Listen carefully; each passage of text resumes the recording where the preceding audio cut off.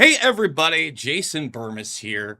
And today is really special because we're not just going to make sense of the madness, we're actually going to escape the maze of madness via the roadmap and via David Icke. Now, before I bring David in, I just want to say that this is really a guy that over the past several decades has been a true dissident and has remained true to his word in things like the Hegelian dialectic, problem, reaction, solution, the false illusion of the left and right. And I think today, in this time period, that really needs to be emphasized. And one of the great things about David, other than the fact that he has remained consistent and anti-war over the years, is when you disagree with him, he doesn't attack you. He says, you know what? Believe something else. Here's my information. I'm presenting it to you, and you are allowed to not believe it. That's one of the great things about free will, or challenge that information, because there have been certain shifts, especially in these books, which are just massive volumes that really open the minds of many. So, without further ado, here he is, David Icke. Thank you so much for joining us, sir. And No problem, Jason. before we get into the roadmap, which gets into the nature of reality, and I do really want to pick your brain because you are really one of the first people, again, decades ago, that was talking about this holographic reality, if you were. Yeah. Well, not just the physical reality we're bound by. And now I see that not only popularized, but in a lot of ways hijacked, in my opinion. For instance, when I see this push of a matrix type simulation, it's always along the lines of a multiverse, or we don't really have free will, we're down to zeros and ones. And that's not what you've projected, kind of the opposite No. over the years, kind of the empowerment of people. So, David, I guess maybe we will start there. What is reality? Well, it depends what reality you're talking about. If you're talking about the reality of the infinite, the infinite reality, it is consciousness, and we're all expressions of that consciousness. And what has happened, as I've been picking off the layers of deceit over the last 36 years, is that we have become entrapped. Our consciousness, or this part of it that experiences this reality, is become trapped in a fake reality that's been specifically created, constructed. It's actually very much along the lines of Wi-Fi. It's an information field which we are decoding through this biological computer into the reality we think we're experiencing, when that reality is nothing like we're experiencing. I mean, in the last few decades and more, we've had the focus in science, among many scientists anyway, on quantum physics. And they find that quantum physics shows that this is not a solid reality. We experience it like that, I'll grant you, and we can talk about why that is. But it's actually a fake reality. It's a reality that is there to hijack our perception, yes, of reality, but crucially, our perception of self-identity. So if you were beyond the matrix, the simulation, as I call it, you would be consciousness interacting with consciousness. What we and you'd be aware, I am consciousness. That would be my your self-identity. But within this matrix, they've created fake self-identities, called, for instance, in our case, humans. We are not human. We are consciousness having a brief, very brief experience called human. So the self-identification becomes, I am human, and I am therefore limited to the limitations of the physical world, and that at best I am a soul who answers to some judgmental God. They're the basic two perceptions of reality, sense of self, that we have. And what I'm pointing out in the roadmap is that this biological computer, as I call it, is carrying like a software program. It's all basically, it's amazing, as I've watched over recent decades, seeing the play out of this technological world of computers and artificial intelligence and all these things, which actually is mirroring the very reality that we're experiencing. So if you, for instance, look at just the limitation that this biological computer gives us on what we can see. According to mainstream science, the electromagnetic spectrum, which is basically our experience reality, is 0.005% of what exists in energetic forms in the universe. But visible light, which is the only band of frequency that we can see, is a tiny smear of the 0.005%. And therefore, when you say to people, when you look through your eyes, can you see everything in the space that you're experiencing? The answer in most cases would be, yeah, of course I can. I can see everything in the space. No, you can't. You're seeing a band of frequency. That's all. And everything you see is within that band of frequency. Otherwise, you wouldn't see it. And can I just jump in there? Because when I do try to explain this to people, one of the easy ways I do this is I say, listen, for well over a century of humanity now, we've been transmitting invisible signals to communicate on some level. And I go, whether it's the radio back in the day or your UHF or VHF television via antennas to now sophisticated Wi-Fi devices, they all transmit massive amounts of information. And then now we've seen even that evolution of information, like from the radio to the fuzzy television, which you were a presenter on many years ago, to now full high def. And the fact that we're across the pond, my friend, in real time. And I could be streaming this. I only stream it to one network, but usually we do it to 4, and I'll be putting it there in real time from my home.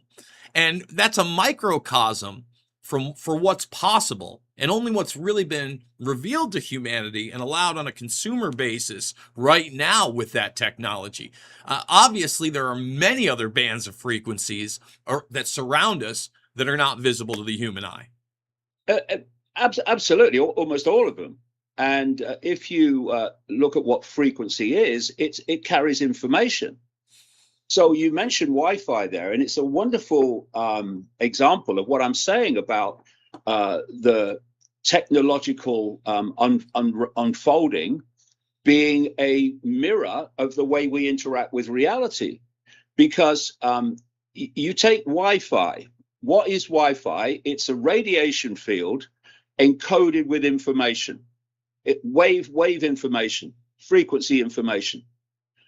And if you said to someone who knew nothing about computers and nothing about Wi-Fi, in this room there is a field of information of radiation that you can tap into anywhere in the world that it exists, and you can bring into vision a whole worldwide reality, the World Wide Web.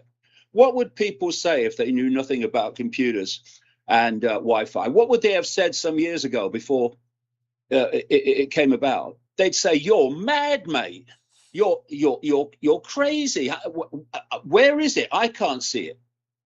And yet in this room is Wi-Fi, which I can't see, but this computer locks into that Wi-Fi and decodes it into what we're looking at on the screen.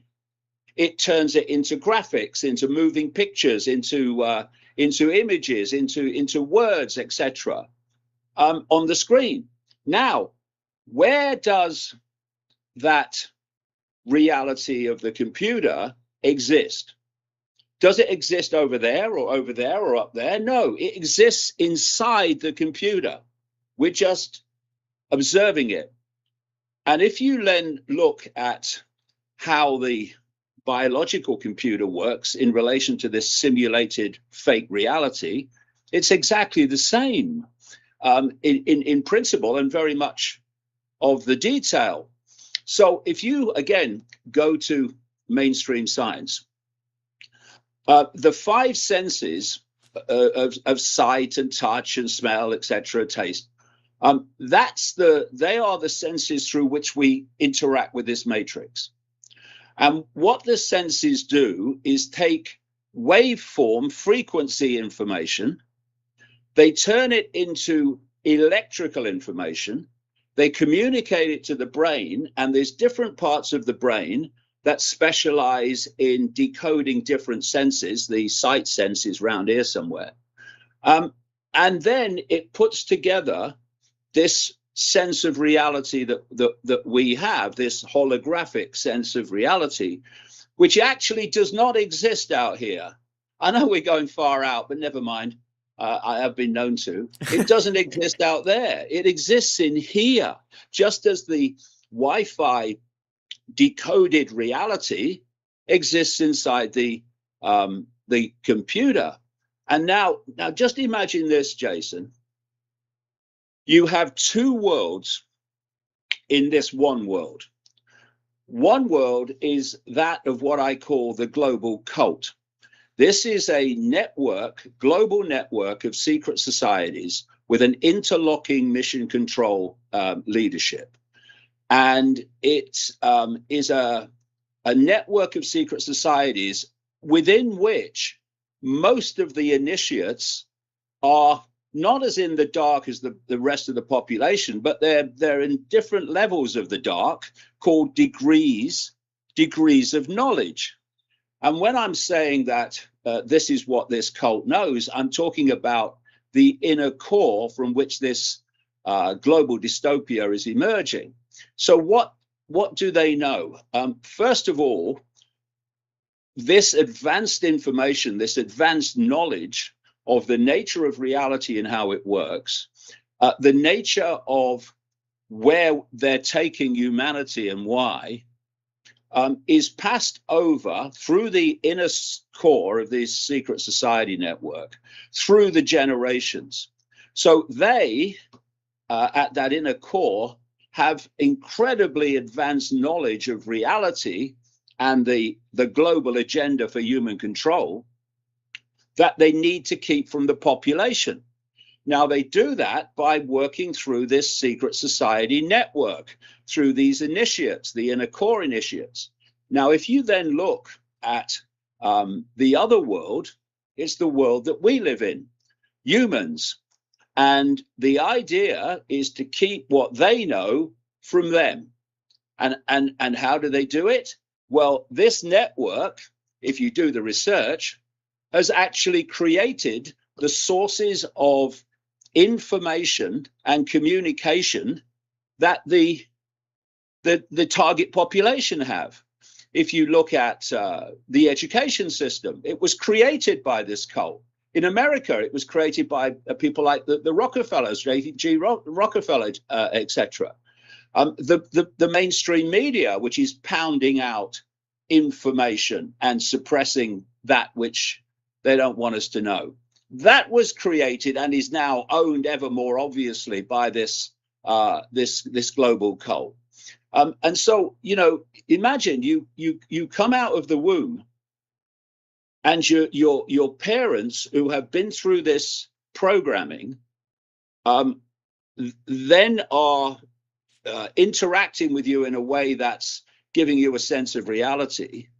And most of them are not doing it out of malevolence, but they've been through the system you're about to go through and bought it, and therefore they think it's the right thing to pass it on to you. You then, at a very early age, at 4 or 5, you go into the programming system. It's called education. And now a teacher is representing the state, and the official version of reality is standing there. They're telling you when you have to be there, when you can leave, when you can eat, when you can talk, when you can go to the toilet. And they are giving you the version of reality that this cult wants you to believe, so you won't know what they know. You then go on to university and college, and professors, very, very brilliant professors, they carry that on. And then you leave the education system and you go into the world of work. And well, before AI takes over anyway. And what you're doing is you're meeting then and interacting with people who've been through the same programming system you have, only earlier, bought it, and now everyone's agreeing that basically the version of normal we've been given is how things are. And the thing then happens is that if you come along, someone like me, for instance, and says, no, actually, it's not just a little bit of the case that you're being manipulated and you're being misled. Actually, the scale of misleading is absolutely massive, even down to your very basic perception of reality. What the people who've been through the programming say is you're mad, you're crazy, just like the people that wouldn't know about Wi-Fi would think it was crazy. And so what you've got is two worlds. One, where the inner core of this cult is has access to expanded, advanced levels of knowledge, especially about reality and how it works, and a target population where that is suppressed. And I'll tell you, one of the best or most effective mind control techniques is to suppress the sense of the possible in the population. Because if you can do that, when people like me come along and say, actually, this is how it works, the immediate reaction is, that's not possible. That's ridiculous. And there was a great line, I think his name was Schopenhauer. He said words to the effect of, humanity confuses what is possible by basically what they perceive to be possible. And they're not the same thing. Now, this cult knows that. And it's using techniques on us from this advanced knowledge that people in the general population would just dismiss. They can't do that. That's not possible. It's exactly what they're doing. And so we're in this situation now where the AI human fusion agenda being pushed by people like Musk and all these other AI oligarchs and your Thiels and your Andreessens and all these people, the David Sachs, the AI czar of Trump. And the idea is to impact even more on human perception and human behavior by making AI take over the human mind and become the human mind. This is what is happening before our eyes. And it's extraordinarily frustrating for me to watch all the diversions and people buying all the diversions when this is the key to everything. It's where this cult has been taking us all along, to a point where it absolutely controls what we think and therefore how we behave.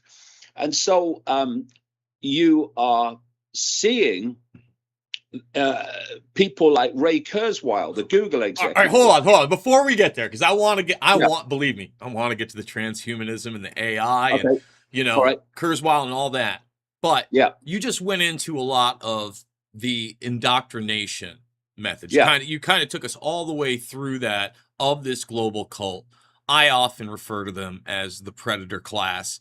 I know Yeah. you get into a lot of the esoterica, the symbolism. You talked about the secret societies, but really, even when you go down to the secret societies that come out of these universities and bloodlines, things like Skull and Bones, they are the precursors to the OSS and the Central Intelligence Agencies.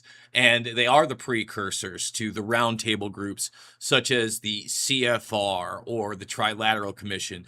You mentioned the Rockefeller Group. You just mentioned somebody like Peter Thiel, who sits on the board across from Eric Schmidt at the Bilderberg Group, maybe the apex of that group. And that's where I want to hit before we get to the technological aspect of all this. Because, we could talk about, I'm sure we could talk about Musk for an hour, and maybe we will. But when we talk about that group, so many people are still caught up in this left-right paradigm, right? Yeah.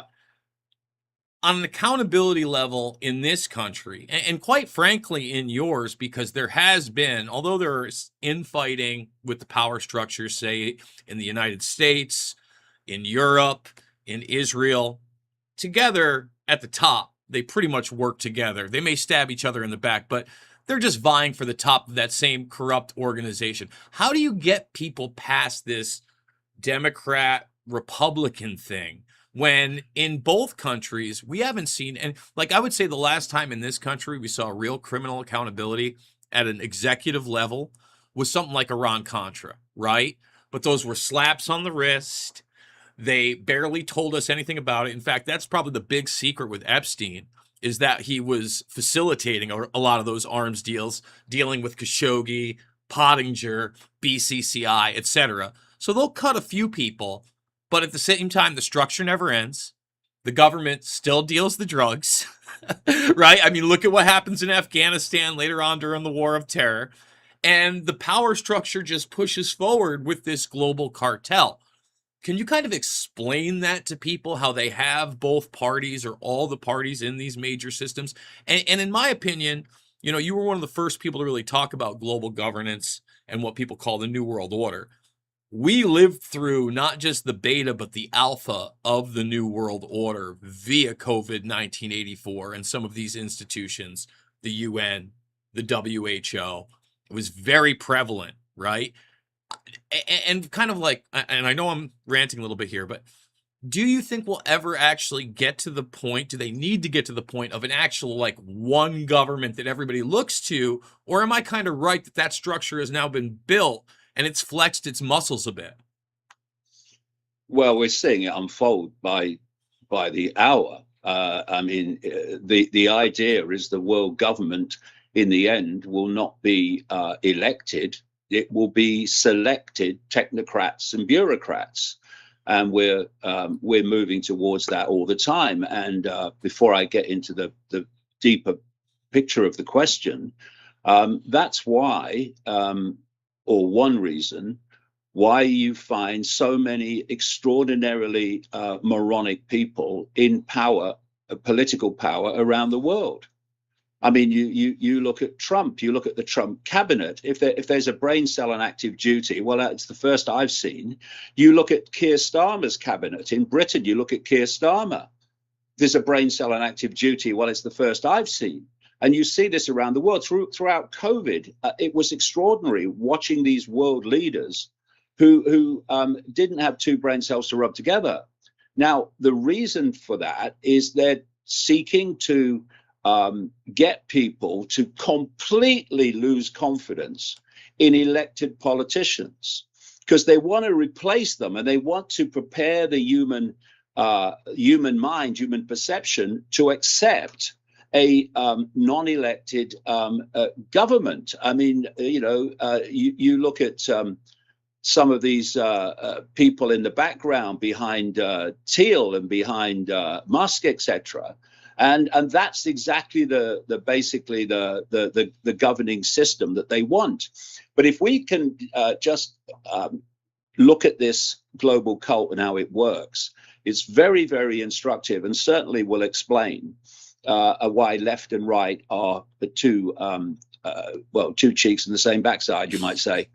And if you could imagine a spider's web, which is encompassing the earth, and in the middle of the spider's web is a spider.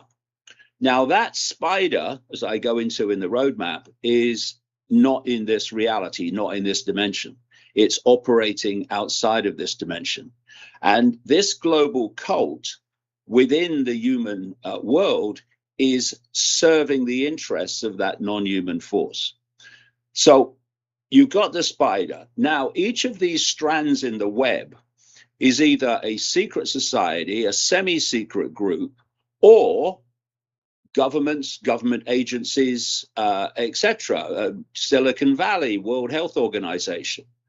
And how it works is this.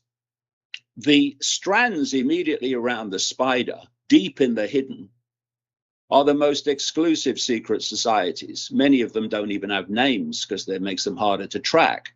And you almost certainly won't see any of those people involved in those inner circle secret societies on public display. You then come out still in the hidden, and you hit the secret societies we do know about. You look at the Freemasons, the Knights of Malta, Opus Dei, the Knights Templar, etc., etc. And they are fiercely compartmentalized through degrees. So people at the top know far, far more about the big picture and how it works than those at the bottom. If you look at the Freemasons, for instance, the vast majority of Freemasons are on the bottom 3 levels of degree in the Scottish Rite, the so-called blue degrees, and they don't get any further. And they are basically a show army obscuring the inner core that's running the show. So this global agenda for humanity, which we're seeing unfolding so blatantly and in such an extreme fashion now, is coming out of this spider, this other dimension of reality, and it's going through the secret society network, and then it hits what I call the cusp in the web. And the cusp is where the hidden meets the seen. And in that cusp, you find the World Economic Forum, you find the Bilderberg Group and organizations like that. You find the Council on Foreign Relations and these other groups that we know exist, if you want to do any research at all, but we don't know what they're talking about most of the time and what they're deciding. And also in this cusp area are the NGOs and the non-governmental organizations and the so-called think tanks, of which they are legion. And in this cusp, the job of that part of the web is to take the agenda from the hidden and play it out into the scene through government agencies, governments, Silicon Valley, the media, corporations, on and on and on and on it goes, the World Health Organization, World Trade Organization, and so on. And so if you come out into the world of the scene, at that point, everything, to most people anyway, seems totally random. So you see corporations that don't seem to be connected. You see Silicon Valley, where they don't seem to be connected in the same way as they really are. And you see the World Health Organization and governments and what's happening. It's confusing, it's bewildering, it's meant to be. And it's what the hell's going on? The point is that these organizations too are fiercely compartmentalized, because most people in the World Health Organization have no clue what it's really for. It's to dominate and dictate world health policy worldwide through all governments. That's what it was created by the Rockefellers to do in 1948. And now a Rockefeller gopher called Bill Gates is running the show through this corrupt frontman Tedros. and that we saw all that going on with COVID. So these organizations are fiercely compartmentalized. So if you go deep enough into the Silicon Valley corporations, you go deep enough into Facebook, you go deep enough into Google, you go deep enough into Twitter X, and you then go deep enough into these other organizations, you meet a point where they attach to this web. Let me just stop you right there. You don't even have to dig that deep. Let me just go through those organizations you just said. I mean, Yeah. first of all, you talked about Facebook. A lot of people know about the Total Information Awareness Network that just disappeared from DARPA and seems to mirror Facebook. But then you actually do have somebody like Peter Thiel, who is an early investor, who's also not just the co-chair at Bilderberg up there, but he's also a guy behind PayPal, partnered with Musk. So digital money. You look at Musk, and Musk's the #1 defense contractor on the planet. I mean, the idea that he's like fighting the system is one of the most ridiculous things I've ever heard of. And then you look at Google. I mean, God, people, if you think that this is a private company, just because it's traded on the stock market, again, defense contractor, partnered with NASA, was given the initial algorithm through the National Library Initiative from DARPA and NASA, have claimed quantum supremacy in AI. They have the #1 search engine in the world. They have the #1 platform in the world, Android, Chromebooks that are in your kids. I mean, I keep going because the #2 platform in the world search engine is the #1 video platform in the world, which is YouTube, which they bought for $8 billion years ago, right around the time that they changed from "Don't Be Evil" to "Take That Off the Wall." So I know that was a short-term rant, but I mean, if you think any of those are private companies, you don't understand how the world works. I mean, it's not even a layer facade. Everything I said, their own AI will actually tell you if you question it. Exactly. So what you've got is your Facebooks and your Silicon Valley AI social media platforms attached to the same web that governments do, attached to the same web the World Health Organization does.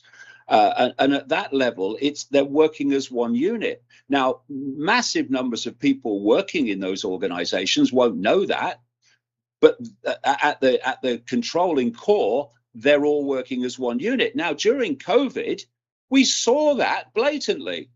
You had the version of COVID coming out of the World Health Organization, total bloody lies.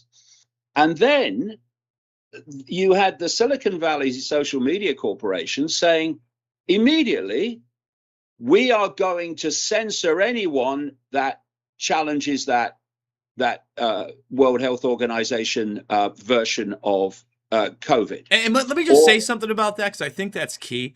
It's really not only just what they say, but the overall narrative that's being presented, not across just the WHO, but the media that you talked about. Because there are points when they actually tell the truth. Let me give you an example of that.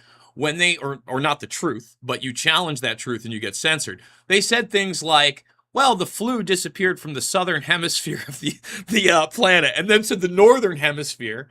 And then you would go to, say, NPR, and I remember it. They had 132 hospitalizations in the United States for the flu, and the prior year it was over 120,000 plus. Okay, so you point that out, that they're saying that the flu disappeared. This was the side narrative they admitted to, but not the narrative they were projecting. If you put that on social media, if you dared to even quote them in a manner that challenged the greater narrative with their own words, censored. So what people would say, who were looking on at this, is why would the Silicon Valley social media platforms be censoring anyone challenging the World Health Organization? That doesn't make sense. But when you think that you go deep enough in the World Health Organization and deep enough in the Silicon Valley social media platforms, you attach to the web. in that way, they are working as one unit. So Silicon Valley was censoring anything that would undermine the World Health Organization version of COVID, because they're both on the same bloody team. And talking of COVID, you remember how people from the big pharma cartel came out of the Rockefellers in large part as well. How they were going to the drug enforcement agencies like the FDA and the Centers for Disease Control and Prevention in America, and they were asking to use this, well, I was going to say untrialed fake vaccine, but it actually wasn't untrialed. They untrialed it in the normal sense. Yeah, they didn't trial it in the normal sense, but they trialed it long before to get the outcome that they wanted. And we can get into what that outcome was planned to be as we go along, maybe. But they were going to these drug enforcement agencies, and they were saying, we want permission to give this fake vaccine, not a vaccine under previous criteria, to the lower and lower and lower age groups, right down to kids. And they were getting it. They were getting it, and they were getting it in Britain. They were getting it in other countries. They were getting it in the United States. And anyone, again, observing would go, why are these organizations that are supposed to be defending the public health giving this permission to this big pharma cartel for all these fake vaccines when they've not had any trials, at least on the face of it? But then again, once you realize how this web works, you go deep enough in these drug enforcement agencies and drug defense agencies of the public, they say, and you meet the web. You go deep enough into big pharma, and it won't be that deep in that case, and you hit the web. And therefore you've got the web giving permission to the web to put this shite into younger and younger and younger kids, with all the consequences that we've seen as a result. So once you understand how this works, then you get into the politics, which was the point of the question. And what you are looking at is a comparatively few people dictating the lives and the direction of the world to what we're told now is 8 billion people. Now, you look at the maths of that and you'd go, that's ridiculous. That's impossible. How can a few people control billions? You're having a laugh. Oh, quite easily, actually, if you have certain things in place. And these are those two certain things. One, you have to get people locked in to belief systems, unquestioned, rigid belief systems. These can be political belief systems, MAGA or the left. They can be religious belief systems, Christian, Muslim, Hindu, whatever, Judaism. You lock them into belief systems. Now, what does that do? Immediately, it builds walls of perception, because you are not going to go out into the infinity of possibility and pursue questions, big questions, when you know that if you go there, you are going to be leaving your belief system behind. And if it's a religious belief system and you've had indoctrinated into you since you were a kid that this judgmental God will bring the wrath upon you if you go there, you don't believe in your version of him, then you're going to stay in the box. And once you've got these belief systems that are rigid and unquestioning, as I've said many times, Jason, over the years, this cult doesn't care what you believe. It only cares that you believe it rigidly and without question, because then they got you. So let me ask you something, David. Yeah, but just very, very quickly. The next thing connects into that. So you've got these different belief systems, religious belief systems, political belief systems. What you then do is you play them off against each other, because the essential of a few controlling the many is divide and ruling the many. And so what you have is this level, this cult level, and it comes down into left and right. And so at one's left, one's right, and you have people believing one or the other. I'm a lefty, I'm a MAGA, I'm whatever. And they are playing you like a stringed instrument, because in the end, this is controlling both sides. And if you therefore look at the direction of travel, ignore the rhetoric, ignore the bloody words. They're easy. You just move your lips and it comes out. Look at the outcome. Look at the outcome. So what you have, a wonderful example currently. In America, you have Donald Trump, the right, using the left as the excuse to impose tyranny. In Britain, you have Keir Starmer of the left using the right to impose tyranny. And it's the same technique played out by different people.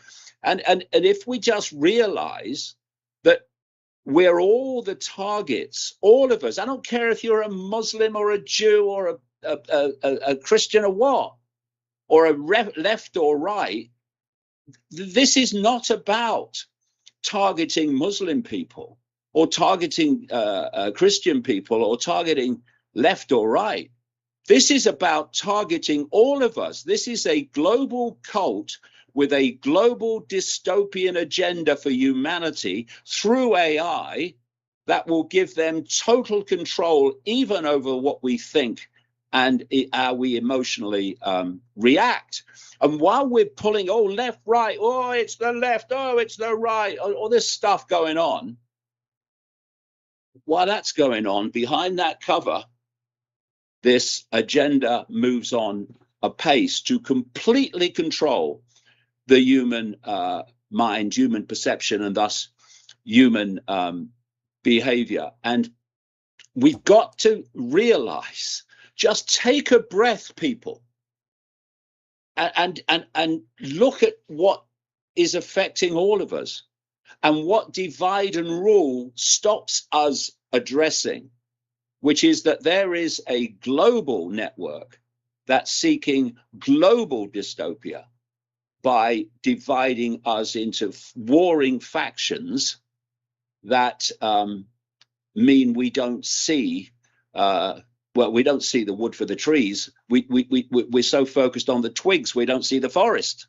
So David, that's the idea. That's the idea. Focus them on the twigs, on the myopia, and then they won't see the forest. We're after all of them. So let me say this. First of all, I largely agree with everything you just said, especially about the pitting people against each other, the division. I myself, religiously, I always tell people I am agnostic. At best, I go, I'm 46 years young. I barely know this much about what's gone on in my lifetime. Forget about 100 years, 1,000 years, 4,000 years, whatever. Again, large part, I'm reading other historians' work, if that, synopsis. I don't have the cultural context. But at the same time, one of my biggest questions, and this is before we get into the AI, and kind of what scares me a little bit about these people having this kind of power technologically over the rest of the planet. You just mentioned that a lot of these, people that are still in charge, they're generational, and they have been able to control large populaces. Just the fact in 2025 that we literally legitimately have rule by bloodline outwardly in places like Saudi Arabia, even in places like England, where you can joke on King Charles and act like those people don't have power. They have plenty of power. King and queens of the Netherlands, we still have this. It's still happening. Why is it that with so many of these quote unquote secret societies, at least outwardly, you talked about the left and right-handed path, right? You see that in esoterica, in symbolism. You see this occult bent constantly. And even in something like the Bohemian Grove, which, essentially started here in the United States in the 1870s, was a bit co-opted. A guy named Bromley, who was their high priest. I have his autobiography. I got a bunch of their annals. But he went over, got a lot of the Eastern mysticism, brought the owl over. They have the cremation of care. It's clearly an opening ceremony where they're in druidic robes. They're doing a ritualistic sacrifice of their consciousness before people. Why is there an occultic bent on these things, as opposed to traditional religions, in a sense, I would say? Well, I mean, if you go deep enough into traditional religions, you hit the same thing. Mhm. It depends what level of the religion you're accessing. Okay. My approach, Jason, over the last 36 years has been one of knowing, not least given what I've just said earlier about what we can actually see, knowing that whatever I know or think I know, there's always more to know. And what that does is it constantly drives you deeper and deeper and deeper in the rabbit hole, because you know that whatever you know, there's always more to know. There was an ancient Greek philosopher, Socrates, who said words to the effect of true knowledge is to know you know nothing. And so you never stop.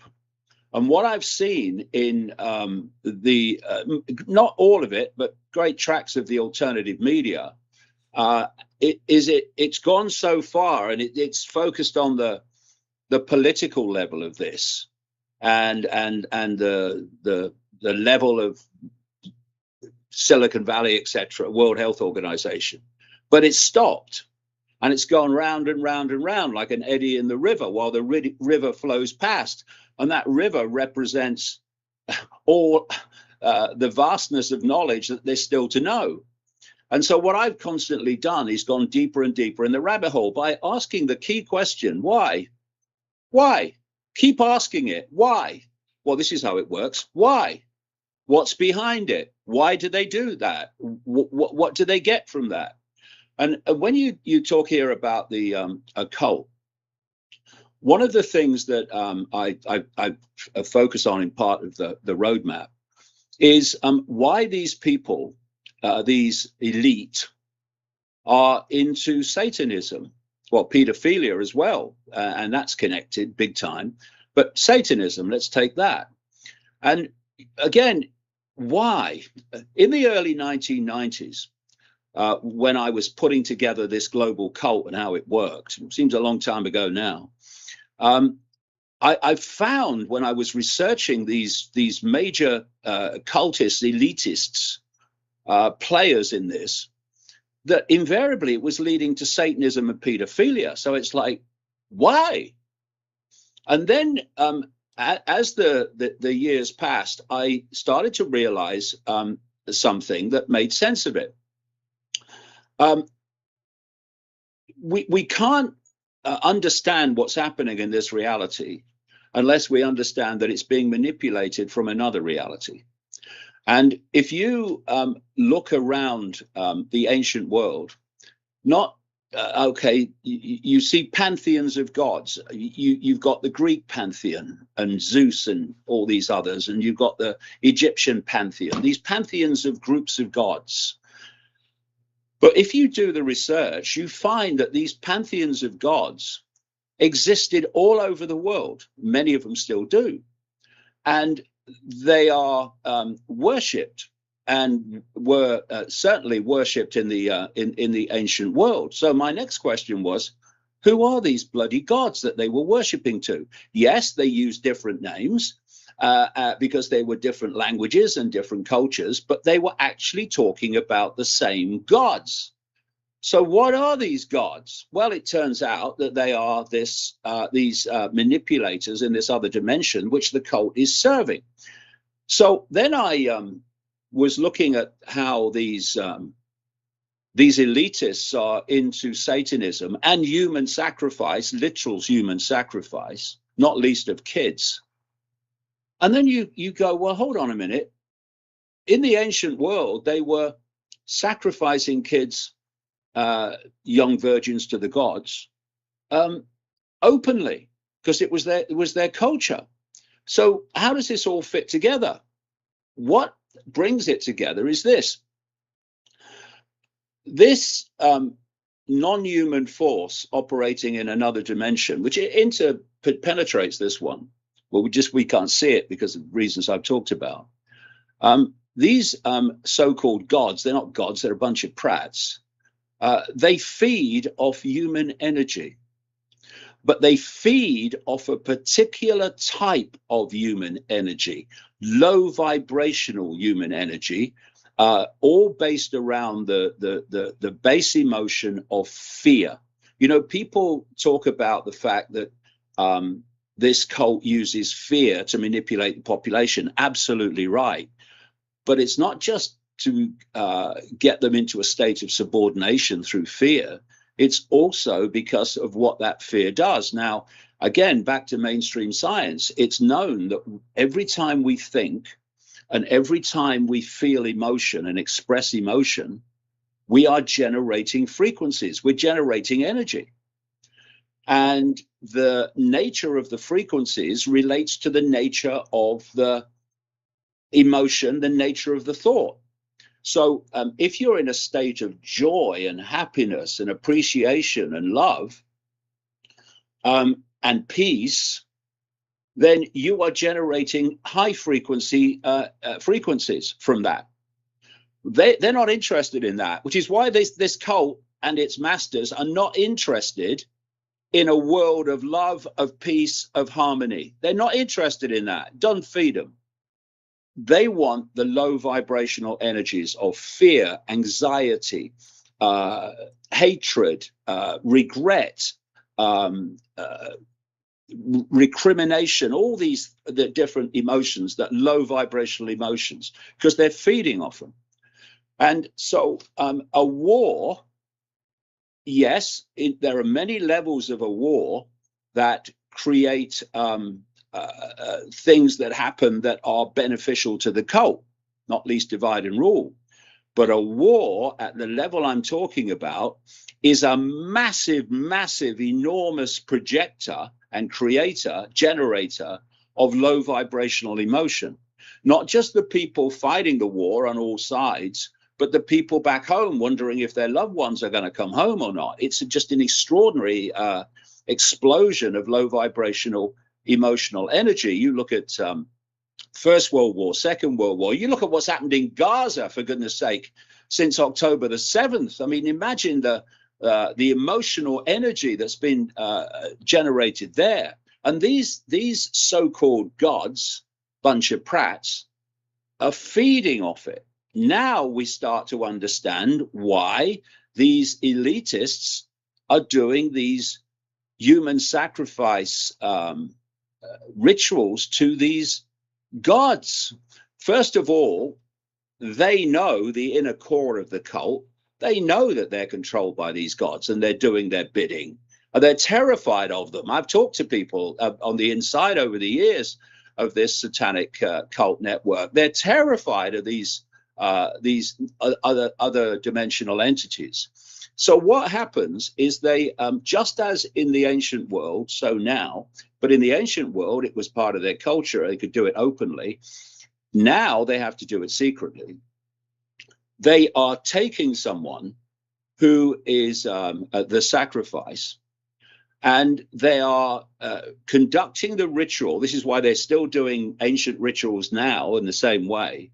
They conduct the ritual in a way that generates maximum terror in the victim. Because terror is an enormously powerful low vibrational energy. And so they build it up and they build it up and they're building up the terror. And what then happens is that terror creates a chemical reaction in the blood that releases adrenaline, very powerful adrenaline. And when they are drinking the blood, it's horrible, but let's just face what's going on.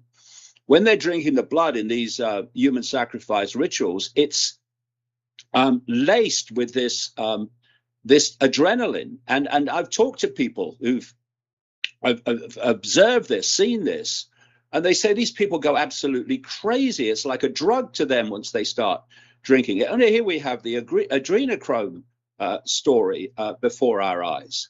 And if I'm looking at you and you are in a really emotional state, I can see from your facial expressions and your body language, you're in an emotional state. What I can't see, because it's outside of visible light, is the energy that emotion is giving off. Why? Because it's an astral frequency. It's going into this astral dimension where these entities are, and they're overseeing from this astral dimension this sacrifice, and they're feeding off the energy of terror that is emitted by the victim. So when I was looking at these ancient satanic human sacrifice rituals, and they were saying, "Oh, we're doing it as a gift to the gods." Again, my question was, why? What do the gods get out of this? Well, they get the energy of the victim out of this. And once you start to grasp that, you know, when in the first Matrix movie, Jason, when the Morpheus character held up the battery and said that the Matrix is a computer-generated dream world designed to turn humans into one of these, he was talking actually in a apparently fictional movie, a very profound truth. They see us as batteries, as sources of energy, which they feed off. And suddenly so much starts to make sense, including why throughout known human history, this world has always been such a shithole in terms of the way that people experience it. I mean, I've been around the world many, many times before I was banned from endless countries now, about 31 or more. But what I saw in Asia, in South America, in Africa, in Central America, and increasingly the West, but what I saw was that people were not having a bloody great time. They were trying to survive to the end of another day or the end of another week or the end of the month to pay the rent. And they were in states of anxiety and trauma as a result of all of this. Well, that's the vast majority of humanity. Just think of the energy that's giving off. So let me ask you something about that. Giving off. Because before we get into the AI, I kind of want to hit more of the esoterica just a little bit. Right. But you just hit on something. It's kind of like throughout history, there is this eternal struggle of good and evil. And out of anything that I actually believe in, that's it. I believe good. There is inherent good and evil. Like some of the acts that you just talked about via, you talked about Satanism. Whether you believe there's an actual Lucifer or not, these doctrines are extremely self-serving, right? They take self-empowerment to not only a sociopathic but psychopathic level when working with others. Let's be quite frank about it. Do you think that we can get beyond what we are as a humanity on this planet? Is there always going to be an eternal struggle of good and evil? Do both forces have to exist? Right. No. A lot of people think that's the case. You have to have good and evil and negative and positive. Well, that's the duality. That's the duality. And the duality is the matrix. The duality is the simulation. It's not what it's like beyond the simulation. So if we look at this from this perspective, as I said at the start of our chat, the body is basically a software program. We think that something that's biological is natural. and something that's technological is not natural, is human made. Well, that's not how the cult sees it. They see the biological as a form of technology. That's what it is to them. And, you know, how do we know what is natural and what isn't unless we have something that is unimpeachably, unquestioningly natural to compare it with? But we don't have that. We have what we think is natural, but is it? Well, that's not how they see it, I'll tell you. So you have the biological computer, which is basically we experience this reality through it. Our consciousness experiences reality through the body, and the body is the vehicle that interacts with this matrix, with this simulation. And there's a body program running through it, which is added to by education, and it's added to by the media and all that stuff. But basically it's a body program. It's a perceptual program. It's a perception program. Now, if you do not open your mind to the true you, the true I, consciousness, that body program is going to run your life. You're going to think that you're having thoughts and you're making choices. You're going to think that you're making emotional reactions. And you're going to think, that's me, that's how I am. No, it's how the program is. And what this cult is terrified of is losing that control. And it loses it when we start to self-identify with a completely different state of I. And that is consciousness. So instead of, you know, you meet someone and you say, hello, nice to meet you. Who are you? And they'll give you probably their state of their place of birth, their job, their location, all these different labels of human. They won't say, oh, I'm an expression of infinite awareness. Nice to meet you. They don't say that because they don't identify like that. And that's all part of this process of keeping people's attention and sense of identity in the program. Now, as you start to open your mind to tap in to these more expanded levels of consciousness, first of all, this simulation, this cult, is terrified of that. But secondly, you start to see things in a different way. It's called awakening. You know, people say, I woke up, or I'm awakening. Well, what does that mean? What it means is you are starting to expand your awareness out of this body program into levels of awareness that give you a much greater panorama of perception of what the hell's going on and where you are. And the point I made earlier, you can go so far and you can say, this politics, it's all a sham. Oh, yeah, the media, it's owned by the same people as so-and-so, and it's the globalists, right? And you stop. Now, what you've gone from is a little prison into a slightly bigger one that sees a bit more, and you stop. And that's where most of the alternative media is, I have to say. But if you let it go and you keep expanding your awareness by asking this question, why did they do that? To what end is this being done? You then start to expand and expand, and you then suddenly the whole bloody panorama opens up. Oh my God, so that's what's going on. Now, what they want to do is to stop people going through that process. And here is where we come to the real reason for AI human fusion. It's to attach the human brain body to artificial intelligence. So artificial intelligence becomes the human mind and perceptual processes. So it will never consider, maybe there's more to me than just the body.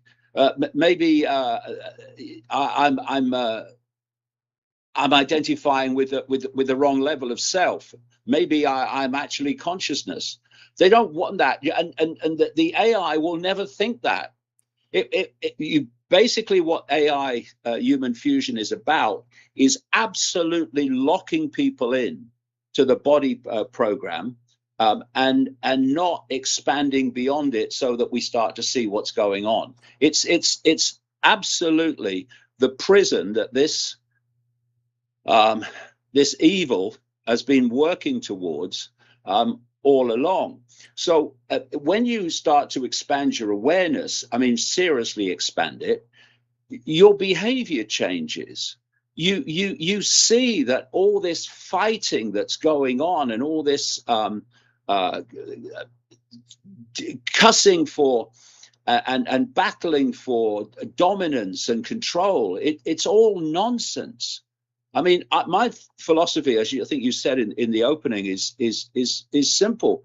Believe what you like, but don't seek to force what you believe on everyone else. So let me ask you, David. Let them make their own decisions and make their own choices. But unfortunately, we don't only have these belief systems. We seek to impose our belief system on everyone else, and that's when the divide and rule comes along. But you see, up to this point, because if you want to control billions, and there are comparatively few of you, which is what the situation is, then you have to get the billions at war with themselves, and you have to get them in a situation where they're so busy fighting each other, they're not looking up and seeing how you're controlling everybody, including those they're fighting, and therefore you are seeking to divide people all the time and into these belief systems. Once you start expanding your awareness, you start to basically rise above it, and you're looking at it and you think it's all nonsense. What are you fighting him for? Why are you seeking to dominate this person for? Why can't you just have your own belief system and get on with your life? Why do you have to impose it on everyone else? And it's this level of the divide and rule that creates the divide and rule in many ways. People want to be a Muslim, they'll be a Muslim. If you want to impose it on me, I have a problem with that, mate. Big time. Same with any other religion or any other belief system. And this is what they are seeking to do, is to shut out this expansion of awareness, which more and more people are having, by the way, where they're starting to see the world in a different way, to stop that happening by connecting to AI, where AI becomes the human mind. And mentioned earlier, Ray Kurzweil, the Google executive, he said some years ago, he gave us a year.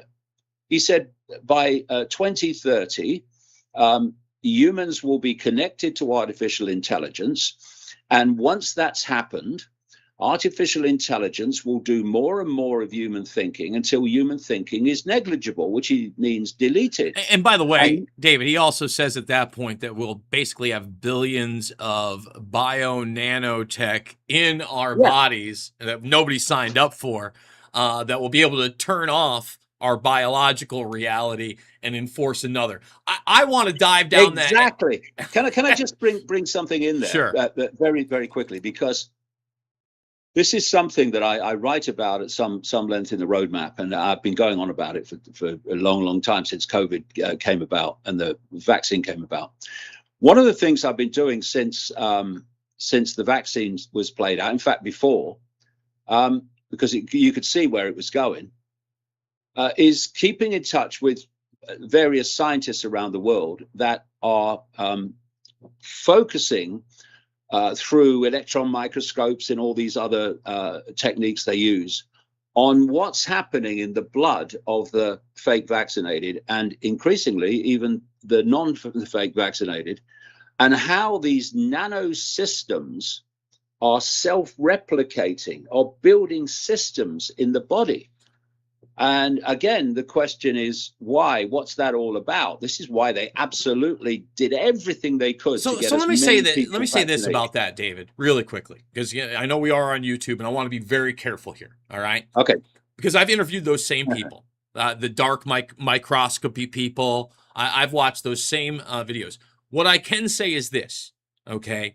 There is no doubt that what they outwardly used, and Lord knows, because there were a plethora of these things, was bio nanotechnology, 1000%.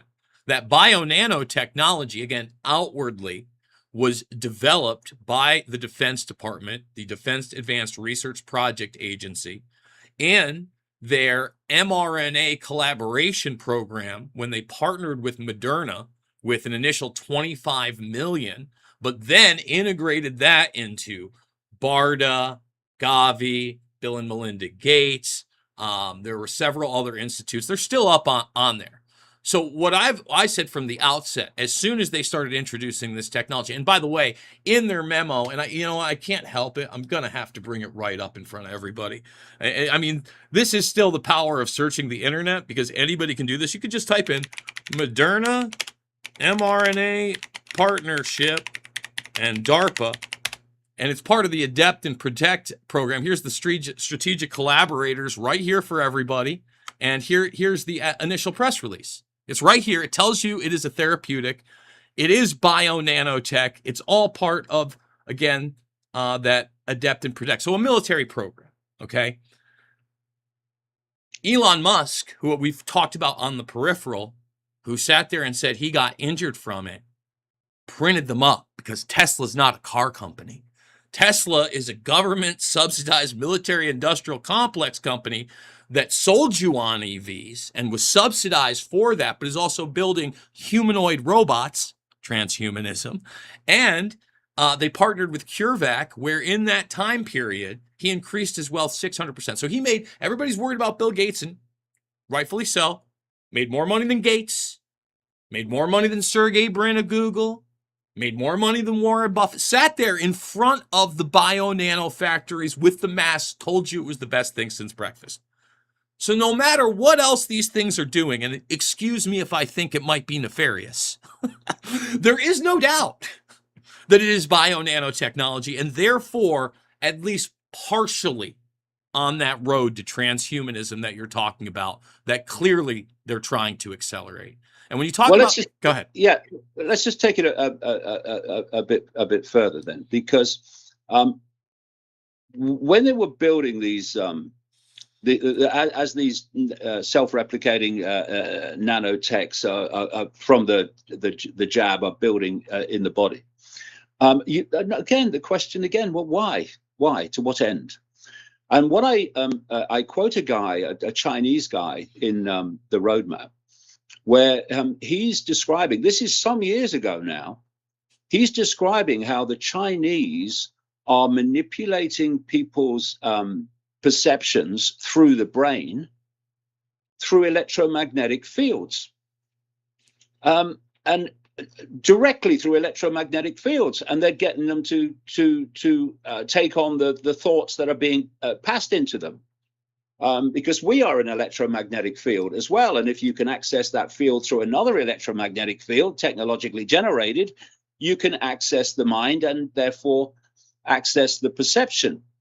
But how much more powerful would it be if you were passing on perceptions through an electromagnetic field, but there was something in the body that was actually there to receive and decode that field, that information, be far more powerful. And this is the way I see it, and I lay it out in the book. They are creating a technologically generated electromagnetic field to ultimately encompass the entire planet. It's like a simulation within a simulation, if you like. So we've gone through all the G's in the towers. We're now at 5G. Trump has just eulogized and said he wants to advance as fast as possible 6G, which will be a real pivotal change. 7G is also in the background as well.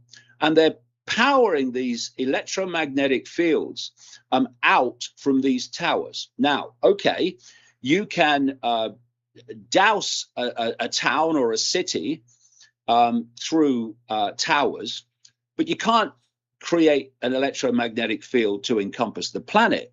To do that, you have to do it from low orbit satellites, which just so happens to be what Elon Musk and SpaceX are putting out there. And let me stop you right here just quickly, because this is something we cover all over the place. First and foremost, Starlink, again, he's not the head of all these companies. He's the spokesman for them. But Starlink gets launched by SpaceX, subsidiary of NASA. Again, wouldn't exist without our military-industrial complex. Get with it. On those used to be the Mandrake satellites via DARPA's Blackjack program. Now, make no mistake about it, the commercial version is Starlink, and it was utilized heavily in the Ukraine-Russia war, not only for communications, but directly linking into the Sidewinder and Ghost drones, okay? Now, they've kind of put the DARPA Blackjack program to the side, but Musk got the contract for the new defense satellite system that has now been identified as Starshield. Starshield, yes, absolutely. So Starshield is essentially, and there's a Transformers conference I'd encourage you to go watch. It's on C-SPAN. It's got first of all, the most powerful transgender / transhumanist person, Acolyte, occurs, while Martine Rothblatt that heads it. But then it's got a bunch of NASA people. And in this, they are talking about this very thing, David, creating the low Earth orbit kind of cube satellite network that they call the new information skin of the planet. Please continue. Yep. That's exactly what's going on. And as they're building this electromagnetic field technologically generated, the idea is it becomes the human hive mind, where they can control the perceptions of the frickin' humanity throughout the world. Because the frequencies that will be passed through this electromagnetic field, information, perception, are designed to be picked up by this self-replicating nanotechnology in the body. And that is, Ray Kurzweil talked about, humans will be connected to AI through the cloud. Well, this is the bloody cloud he's talking about. And again, you go back to this cult and the inner circle of this cult. They know, most of the people, even in the cult secret societies, that won't be fully aware of this because they've got families as well. But that inner core knows exactly what's going on. Elon Musk will know exactly what's going on. And you see, I was tracking him years before he bought Twitter X, years before. Mm-hmm. So when he bought Twitter X, he was allowed to buy Twitter X. I knew immediately it was a scam. The only question was, what the form will this scam take? Well, first of all, there were people in the alternative media. Clearly, yourself has continued to do it, but there were many people that were connecting Musk to this transhumanist agenda that we're describing. Full force. And once he bought Twitter X and started letting a few people back on, suddenly it was like, oh no, he's one of us now. And all that stuff stopped among great numbers of people because he's one of us now. Now you look at Twitter X today, this is the man who said years ago, because he was positioning himself strategically as the AI skeptic, that AI could be the end of humanity. Well, look at Twitter X today. I'm sick of it in my kind of X feed.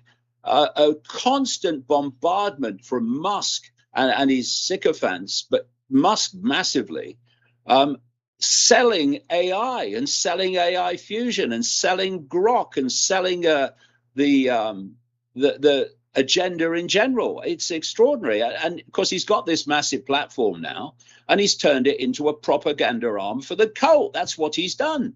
So let's talk about Musk, and also just quickly with Kurzweil, because there is kind of a conflict here. Because like you were just talking about, with Musk, buying X, clearly military industrial complex, acting as the free speech platform. But again, if you look at even programs like signature reduction here in the United States, our military industrial complex is in all these major companies, Google, X, you name it, Facebook, Raytheon, Lockheed Martin, they're all Palantir, they're all in there at some level.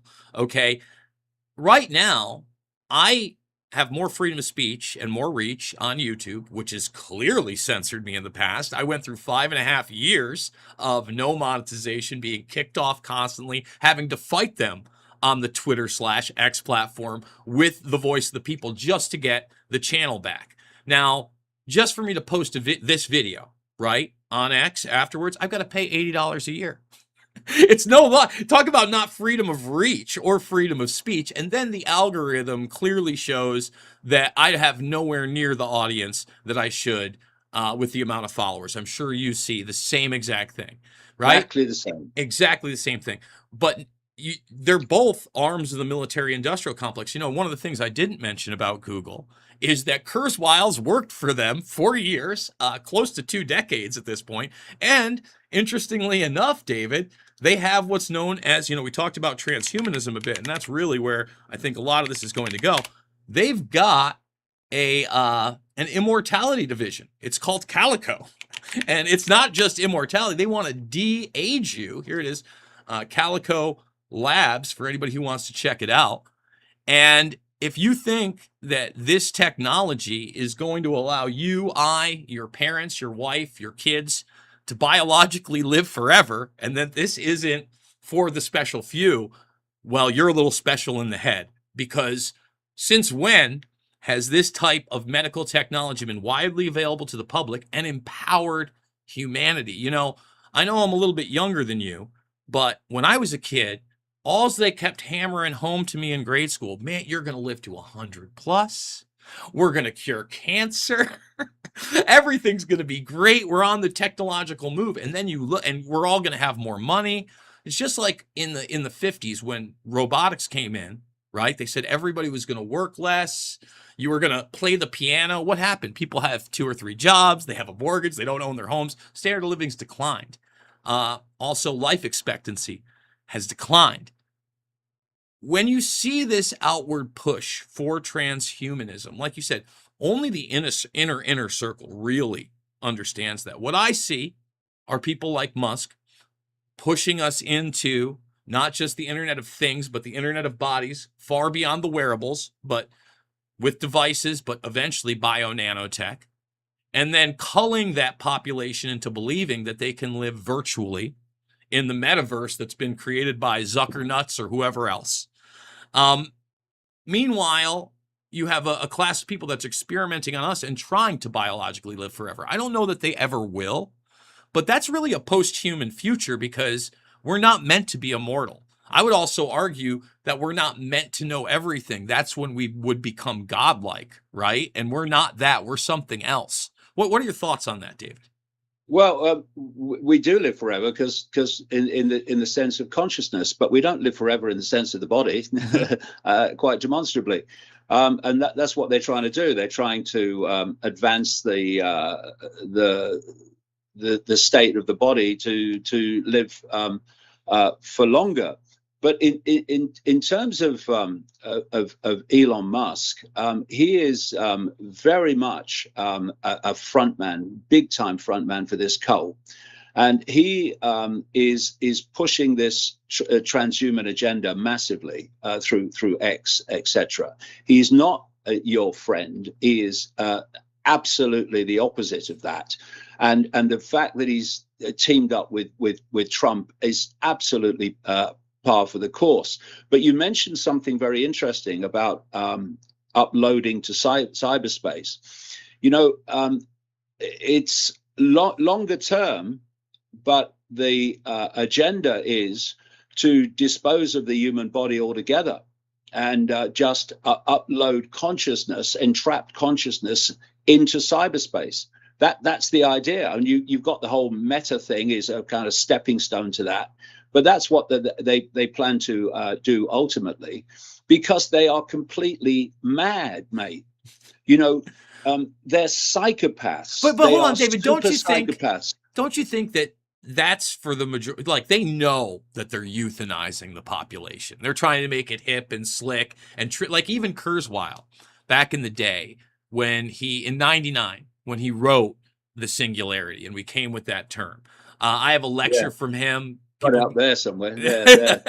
Yeah, I have a lecture from him on that book tour, and just for context on what was consumer available, Kurzweil had just released the Dragon software, which was the first time that Windows would be able to dictate from your mouth on the screen without you typing. It was bad, but it was huge at the time, right? He admitted then that whatever these non-carbon, I want to make that really clear, he always refers to non-carbon entities that we create aren't actually going to be him, right? They're going to be a separate entity. Now, he swerved on that quite a bit. You know, Rogan challenged, to Rogan's credit, challenged him on that in the last conversation. But ultimately, he said, well, that doesn't really matter if it's a cheap replication. He doesn't call it cheap, but a replication nonetheless, as long as it's close enough.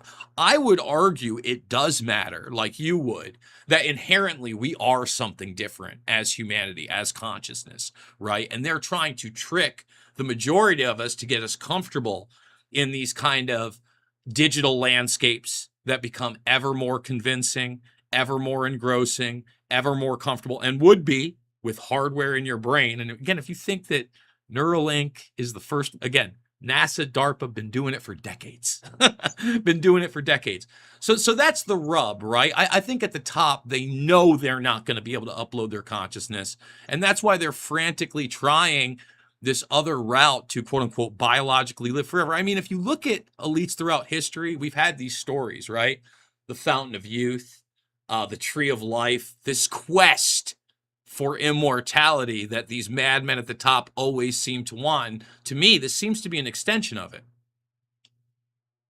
Yeah, but you know, I would say again, we can't understand what's going on in this reality, human reality, without understanding that it's being controlled and manipulated from this other dimension of reality. It's very close to this one, but beyond our senses' ability to see it. Mm-hmm. Because everything that happens in the human reality is to benefit them. It's not even to benefit the cult. I mean, you know, they can become extremely rich and all that stuff, but they're still gophers compared with that. Mm-hmm. So to really understand why things are done here, we have to understand how that benefits them. So let me ask you something, David, because I think that this is kind of an interesting question. It goes a little bit off course, but not really. You know, You have a chapter in this called The Archons, right? We actually read some of it on air. And that's one of the things, listen, again, I stick to what I can prove. You talk about these entities and all that. You know, at the time when I first came into this, and we're talking about like 9/11 sphere, and I still believed we could put people in jail. We could get our constitutional republic back, you know, and I was sticking a lot more to the geopolitics, although he's always interested in the esoterica, the unknown phenomenon, things like UFO, all those things of that nature. But despite me not liking that, and despite a lot of people goofing on it, it has become a huge part of popular culture. Now, number one, you have an innumerable amount of people talking about it online, right? You see people now talking about these things almost casually on some of the biggest podcasts all the time. But even beyond that, now you can be in a sports press conference and you could ask somebody who's a celebrity or a star something, and they'll point to somebody else and they'll go, he's a freaking lizard mate. And it's hit the point of pop culture where that person doesn't necessarily believe it. But I remember even at the tail end of Tucker on Fox, he had, you know, a whole segment where he goes, and to our lizard overlords, and he had him in the suit and the lizard thing.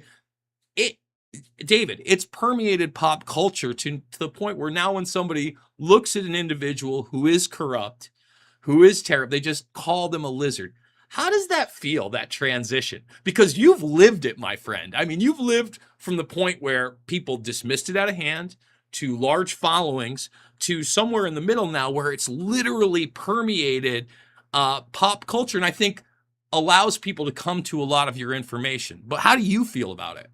Well, I think it's good that it's talked about in whatever sense it's talked about. At least it's being talked about, and I do think that as more and more people kind of expand their awareness in the way that I've talked about, they start to tap in to knowledge, awareness of the bigger picture, and they may not immediately sort of talk about it in detailed terms, but it's no longer crazy to them as it was before.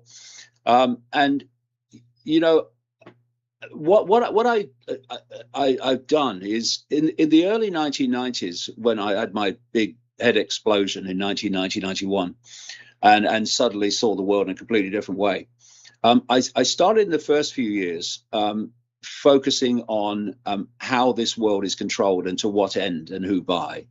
And it was about this cult and this cult network. That was the early 1990s. And then I asked the question, well, okay, why? How long has this been going on? And when you start to chart it back, you get comfortably into the ancient world, and you've had people who've been born. They played a part in advancing this agenda, more and more human control, more and more centralization of power to where we are now. And then they've died, and other people have come in, and they've taken it on, and you think, well, there has to be some coordinating force that spans this period, that's actually orchestrating all this, and that's when, through the synchronicity of my life, I started coming across people from about 1995, 96, who were telling me they'd seen people who looked human, who turned into a reptilian state and then went back again. And of course, what you do if you're interested in the truth is you don't say, oh, it's true then, there's lizards run the world. But what you don't do also is say, I'm going to dismiss that. That's ridiculous. You'll say, hold on. And I work on the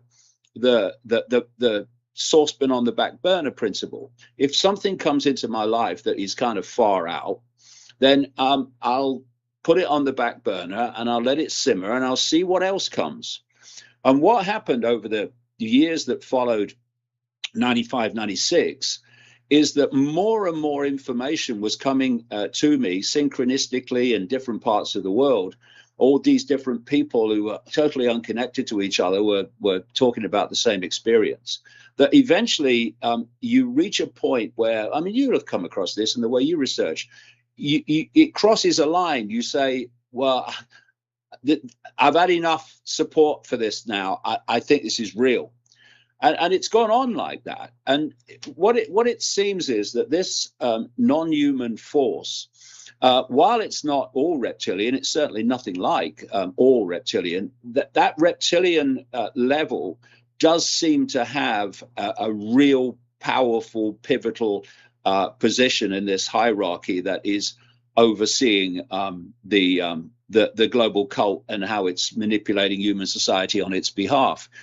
And this thing about shapeshifting, I said much earlier about one of the greatest forms of mind control is suppressing the sense of the possible.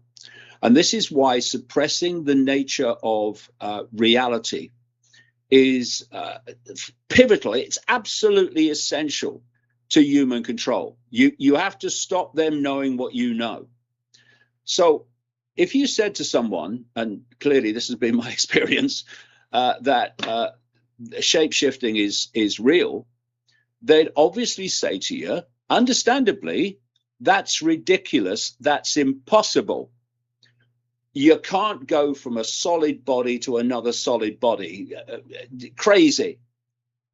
Do you know something? No, you can't.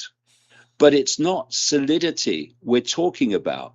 We're talking about holographic reality, illusory physicality, which is what quantum physics has long shown to be the case at the quantum level of reality.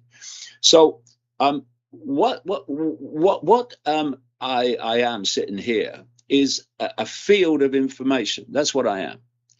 And as you are seeing me, as you are observing me, your brain, in the way that I talked about earlier, is decoding this information field into what you see in apparent physicality. And these, a lot of these bloodlines that you mention, which, yes, there are still obvious ones around, like, you know, the royal family of Britain and all these other people. But overwhelmingly, what happened at the time when humanity started to rebel against control and dictatorship by royal bloodline is that this cult, these cult bloodlines went into the dark suit professions, into corporations, into politics, etc. And they've operated at that level. And it's still controlling, but people have a perception, oh no, we're in charge because we have a vote every 4 or 5 years. When actually it doesn't matter who you vote for, the government still gets in, as they used to say. So these particular bloodlines, these human reptilian bloodlines, which I say are the royal families, but many of the other dark suit professions now, they have dual information fields. They have a human field and they have a non-human field, often reptilian, not always, but often.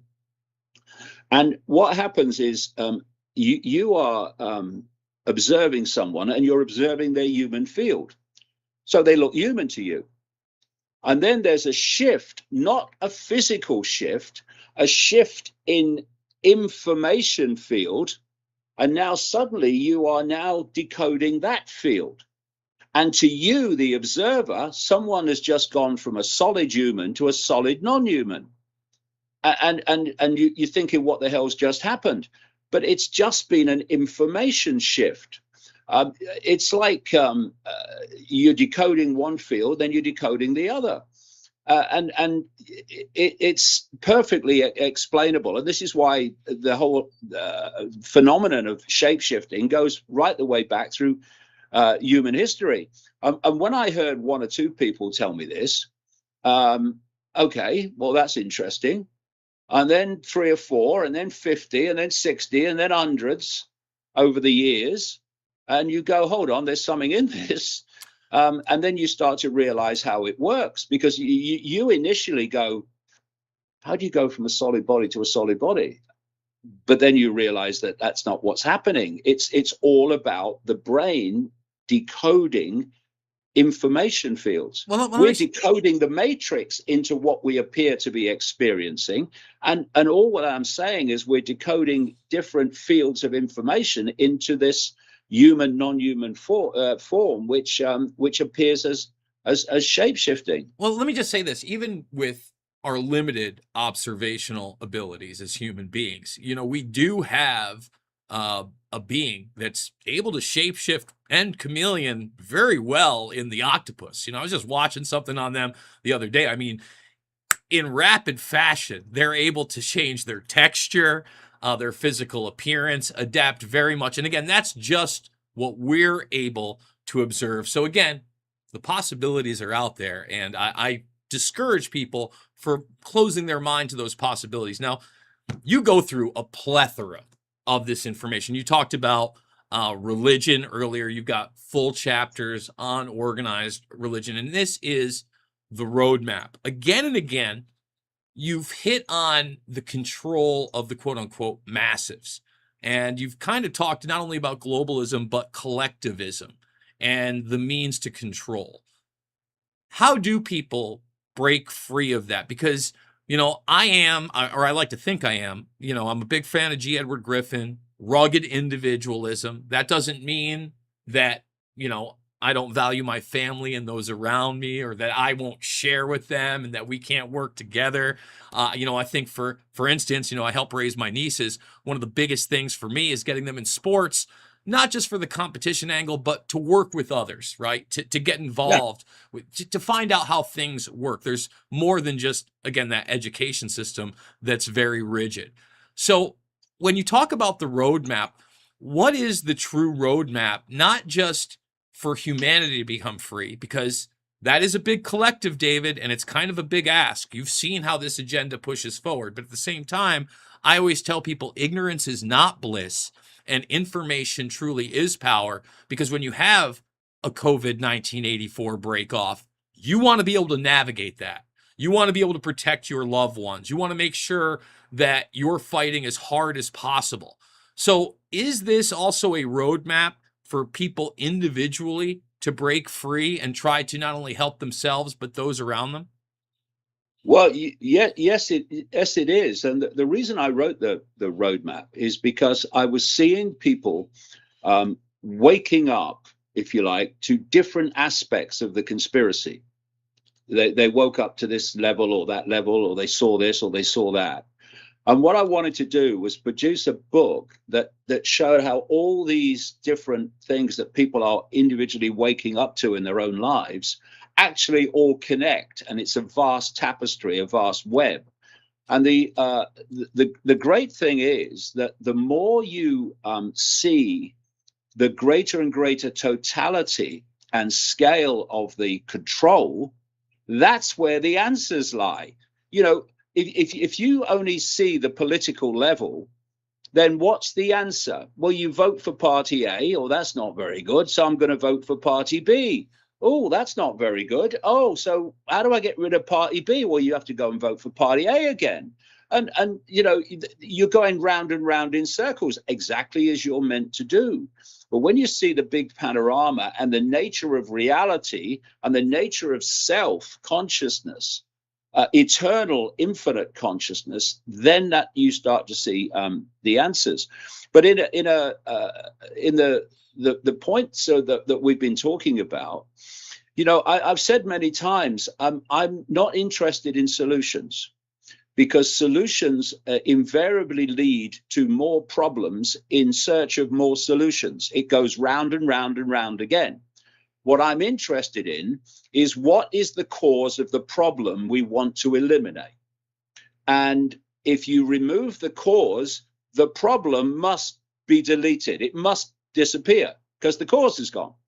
Now, the cause is that we have been manipulated into rigid, unyielding, unquestioning belief systems, religious, political, whatever, cultural. And we're fighting each other on the basis of those belief systems. And if that goes on, they will get what they want, because humanity will be so busy fighting itself that by the time it realizes that they're all enslaved, it will be too bloody late, and AI will be in place. The AI human fusion will be in place. If we could just stop, okay, and say, look, I don't agree with what you believe, but you have every right to believe it. As long as you don't seek to impose it on anyone else, I'm fine with that.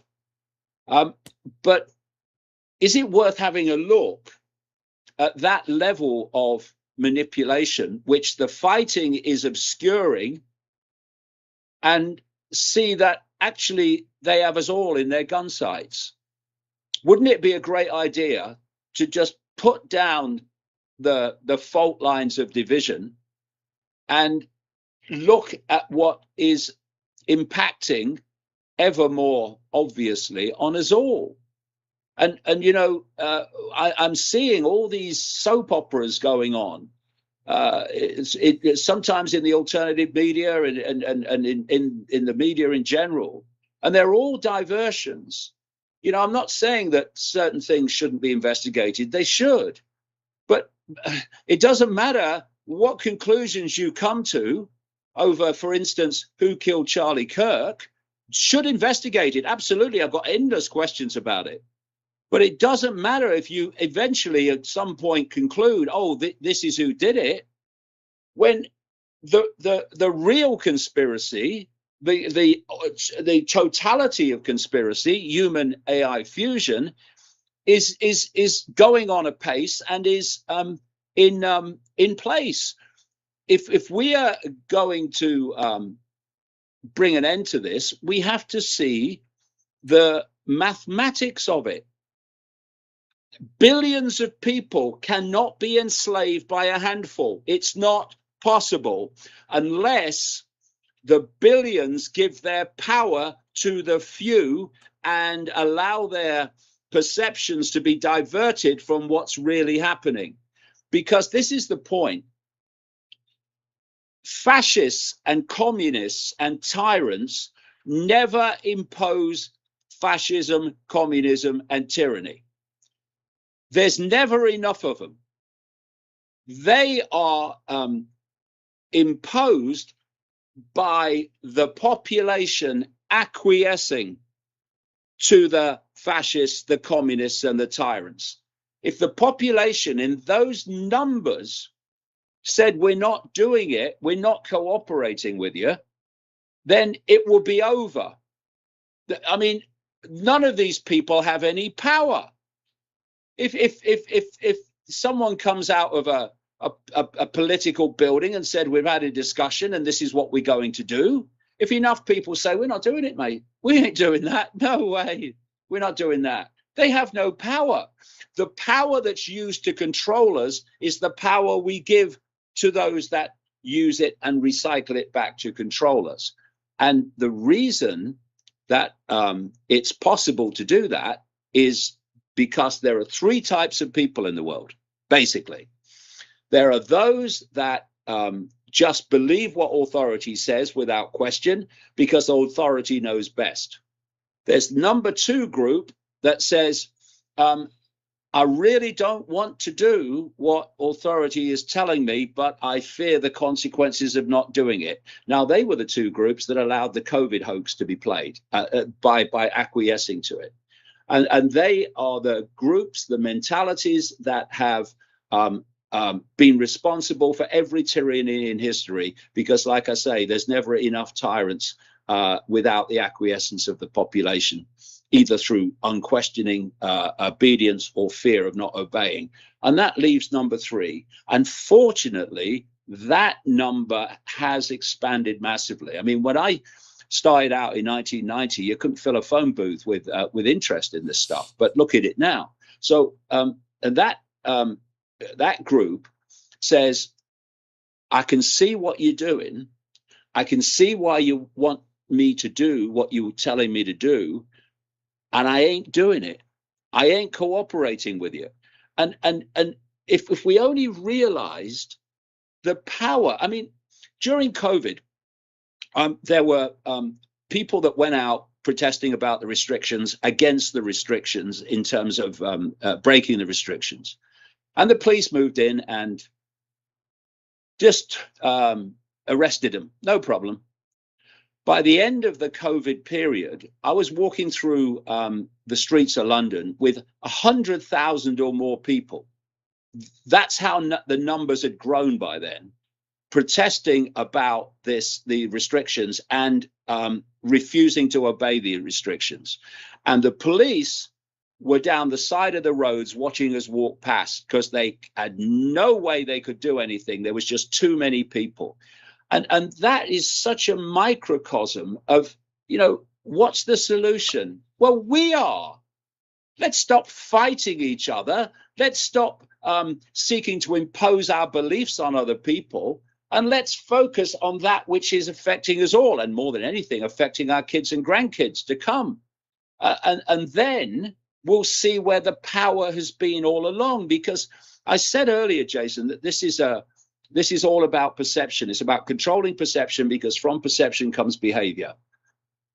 But it's a mind trick. The mind trick is to trick us into believing that a few called authority have power over everyone else. They don't. It's a trick. And that's why they need divide and rule. And that's why they need unyielding, unquestioning belief systems. And if we want to remove the cause of the problem and thus create the kind of world we like, then the cause of the problem is blatantly bloody obvious, and it's not acquiescing to authority anymore. It certainly is not. The book is The Roadmap, Escaping the Maze of Madness. And by the way, he's got a great website called iconic.com, where you not only get David, but his son Gareth and others. I love talking to your son as well. You raised another brilliant mind. You should be very, very proud. What would you like to leave the audience with, David? Well, the thought that if someone is seeking to control you by hijacking your perception, then they're not telling you everything there is to know by definition.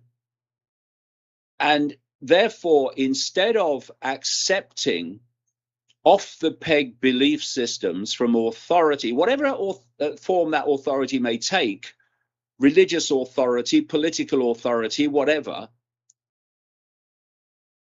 start on the basis of A, authority lies to you because that's its job, but also that they're telling you this and they're telling you to believe this. Who do you think that's for? Is that to benefit you or is it to benefit them? Well, it's to benefit them, of course. And beyond the walls of what they're telling you to believe is infinity of knowledge, awareness, insight. It's just infinity. And we, on our tiny little band of frequency we call human, and even the smaller band we call visible light, are locked in and trapped in a perceptual prison. And the perceptual prison depends on our minds being closed to anything outside of the prison. Another way of removing the problem is to smash down the walls of the prison. And then you'll start to see what there is to know and how little you've been allowed to know thus far. David Icke, a pleasure as always. I consider it a privilege to be able to talk to you now for, man, the better part of almost 20 years. I think the first time I interviewed you was back in 2009, maybe 10 at the latest, maybe even 2008. I love what you do. Again, I can't thank you enough for remaining consistent and remaining anti-war and remaining beyond the partisan politics and the minutia that I think people do get drawn into, especially because we are at a tipping point for humanity. This AI thing is very real. The bio-nanotech is very real. The automation, the robotics, the eugenics aspect of this, very, very real. So once again, sir, thank you so much. And I want to thank my audience for joining me. Without you guys, I would not be able to do this. $5, $10, $15. It means the world to me. The links are down below. And as always, it is not about left or right. It is always